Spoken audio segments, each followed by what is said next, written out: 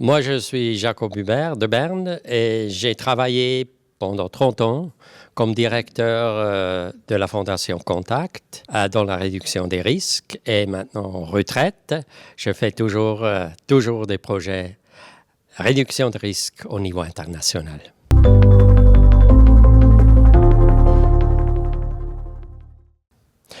Moi, mon expérience dans le travail, mais aussi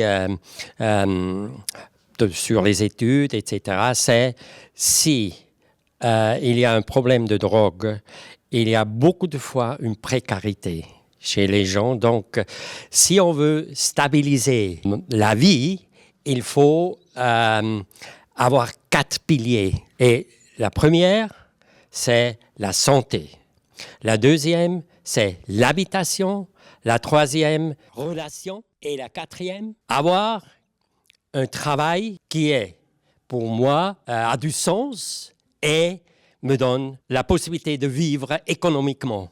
Et si un de ces piliers commence à tomber, à avoir des problèmes, par exemple, j'ai dans la santé une diagnose qui est difficile de cancer et j'ai un problème de relation, etc. La chance que c'est un déséquilibre de ma vie et je tombe dans une situation de précarité.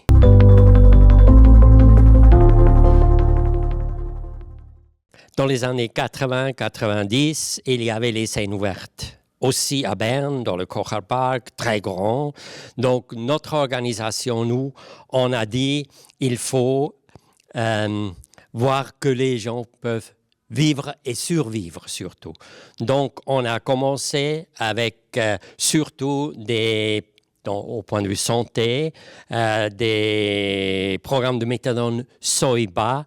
On était avec Zurich les premiers qui a ouvert une clinique pour la substitution d'héroïne. On a contre le sida, on a eu la distribution, l'échange des seringues.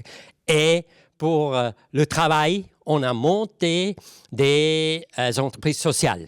Ça veut dire que les gens peuvent travailler dans un endroit où ils peuvent de nouveau, parce que la majorité en dehors du système ne travaille plus, mais ils peuvent apprendre de nouveau la ponctualité, etc.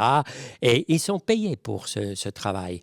Et on a aussi, pour le logement, parce qu'il y a beaucoup de gens qui ne trouvent plus un appartement pour vivre, donc on a loué des appartements.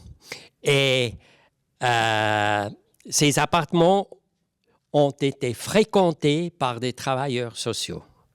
Nos clients ont été dans les appartements pour un certain temps, jusqu'à ce qu'ils ont eu la compétence, comme nous, de nouveau vivre normalement dans un appartement.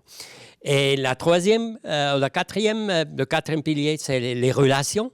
Et là, c'est important si il y a des consultations, de parler avec aussi thérapie de famille, la possibilité d'avoir un psychiatre, mais aussi travail social. Et on a réalisé que, par exemple, beaucoup de nos usagers, ils n'aimaient plus parler. Ils en avaient assez avec les psychologues, avec les psychiatres. Ce qu'ils aimaient beaucoup, c'est aller travailler quelque part. Et ça, c'était la thérapie. Ça, c'était la thérapie. Et d'entendre ça, qu'ils peuvent travailler, ils veulent travailler et ils sont contents quand ils sont dans une structure où il y a quelque chose qui les anime, y être et où ils gagnent quelque chose.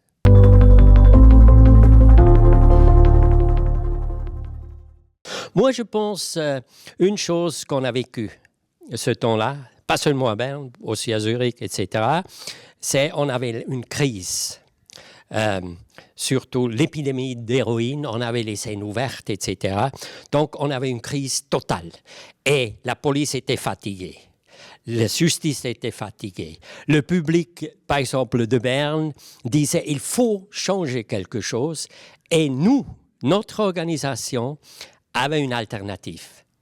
de la répression, de toujours aller plus loin, de dire vous êtes des personnes qu'on n'accepte plus, etc. Vous devez aller sur l'abstinence. On a commencé avec la réduction des risques et ça, pour moi, c'est une fenêtre ouverte pour changer quelque chose.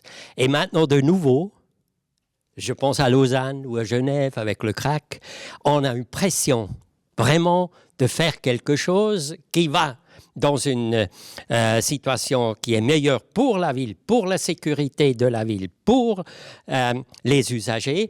Donc, il y a la chance d'aller de nouveau un pas en avant dans la régulation de la cocaïne, du cannabis. Et moi, pour le dire, pour finir, je suis pour la régulation de toutes les drogues.